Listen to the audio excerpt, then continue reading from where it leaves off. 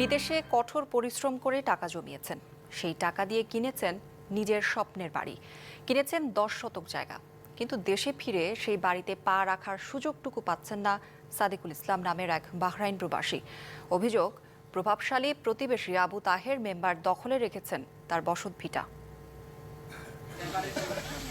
ব্রাহ্মণবাড়িয়ার বিজয়নগর উপজেলার চর ইসলামপুর ইউনিয়নের মাধবপুর গ্রামের ঘটনা। চলতি বছরের এপ্রিল মাসে বাহরাইন প্রবাসী সাদেকুল ইসলাম ওই বাড়িটি স্থানীয় জনপ্রতিনিধিদের মাধ্যমে কেনেন।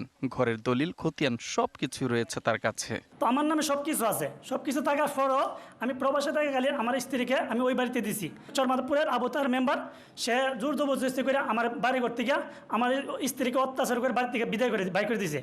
অভিযোগ রয়েছে, আবু তাহের শুধু গেটে তালাই দেননি, বরং ভেতরে থাকা জিনিসপত্র বাইরে ফেলে দিয়েছেন এবং ভুক্তভোগীর পরিবারকে বাড়িতে গেলে হামলার হুমকি দিয়েছেন। শাইনি চুলে এখন হবে সব হেয়ারস্টাইল। সিল্কোর দ্বিগুণ শাইনি চুল প্রতিদিন।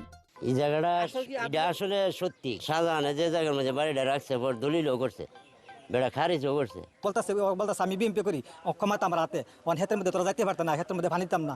আমার ক্ষেত্রে 8 গাড়ি ক্ষেত ভাঙিয়া লইছে, 3 গাড়ি ক্ষেত্রে আগলা তোমার 300 ফুট লাম্ব হইব, ভাঙিয়া লইয়া পড়ছে আবতারে। এমনকি মিথ্যা মামলায় ফাঁসিয়ে জেলে পাঠানোর ভয়ও দেখানো হয়েছে। সাদেকুলের স্ত্রী এরই মধ্যে থানায় সাধারণ ডায়েরি করেছেন।